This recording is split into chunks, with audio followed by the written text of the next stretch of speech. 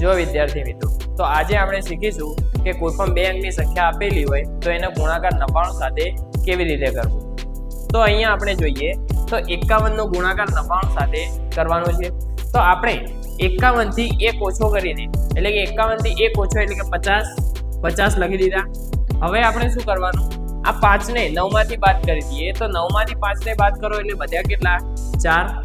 હવે આ 0 તો 0 ને પણ 9 માંથી બાદ કરી દઈએ તો વધ્યા કેટલા 9। તો આપણો જવાબ થઈ જશે 5049। એ જ રીતે 78, તો 78 માંથી આપણે 1 ઓછો કરી દઈશું તો 78 માંથી 1 ઓછો કરી દઈએ તો વધશે 77। હવે 77 માંથી આ 7 ને 9 માંથી બાદ કરી દઈએ તો વધશે 2 અને આ 7 ને પણ 9 માંથી બાદ કરી દઈએ તો વધ્યા 2, એટલે કે આપણો જવાબ થઈ જશે 7722। એ જ રીતે 63 નો ગુણાકાર 99 સાથે કરીશું તો એનો શું જવાબ આવશે એ તમે કોમેન્ટની અંદર જણાવો।